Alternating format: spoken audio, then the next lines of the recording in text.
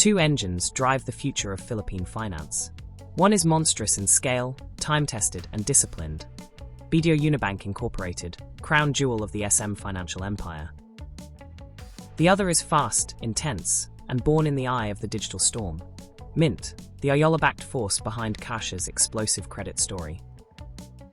At first glance, they occupy opposite ends of the financial spectrum. But the true story runs deeper. One of risk versus safety, intensity versus scale, and the very mathematics of modern lending profitability. Consider first the sheer difference in magnitude. BDO wields a loan book of over 3 trillion pesos, a portfolio vast, diversified, and fortified by long-standing relationships across corporates, consumers, and the middle market. Mynt's credit tech, while commanding attention with its digital velocity, stands at 64 billion pesos, just a fraction of BDO's fleet. One operates as an aircraft carrier, steady and formidable. The other, a speedboat, agile, fast, and built for new waters. But speedboats win in yield, not in insulation. Peel back the layers, and the margin story comes alive. After deducting the cost of money and the inevitable drag of bad loans, BDO retains over 60% of its gross interest income in the first quarter of 2026, a testament to funding discipline and credit control. Mynt's credit tech, on the other hand, drives home high yields, reporting NIMAL north of 23%. Yet nearly half of its revenue is earmarked for provisioning, proof that high returns are, in fact, compensation for outsized risk. Simply put, Mynt must charge more because it loses more. BDO charges less because it can afford not to. Asset quality reveals the next dimension. Mynt's NPL ratio stands at 5.1%. Even as it improves, it remains 3 times that of BDO's.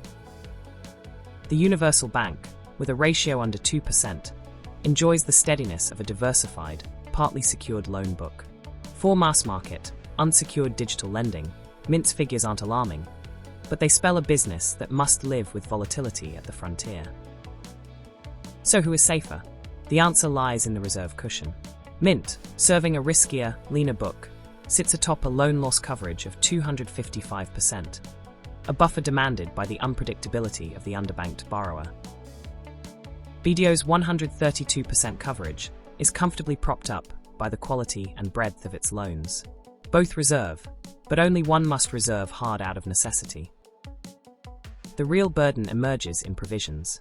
BDO's impairment losses for the quarter are larger in absolute terms. Yet, as a share of revenue, they are minimal at just under 8%. Mynt, by contrast, surrenders nearly half its credit revenues to provisioning. Here, the architecture of profitability is unmistakable. BDO's scale turns credit cost into a manageable drag, while Mynt's model is built around pricing for risk, running fast and hard to stay ahead. Growth, too, separates these titans. BDO's profits compound from a massive base, year after year. Mynt, meanwhile, accelerates, with credit tech revenues surging from 10 to nearly 29 billion pesos in just 2 years, and almost half the group's top line now fueled by lending. The speedboat cannot overtake the aircraft carrier in volume, but its sharp turns capture new ground in yield and customer access. In comparing the numbers, the contrast is vivid. BDO's fortress offers stability, modest provisioning, and market confidence. Mynt's digital machine offers velocity, high yields, and exposure to the next wave of financial inclusion, but must constantly defend its margins against credit deterioration. Where does this leave investors and analysts? With 2 different archetypes of profitability. For absolute earnings and safety, BDO stands unchallenged. For yield and growth, Mynt captures the imagination, but not without caution. Let there be no confusion between excitement and safety.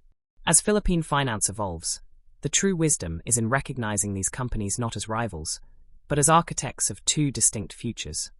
One built on scale, the other on speed, with the market poised to decide which deserves the richer reward.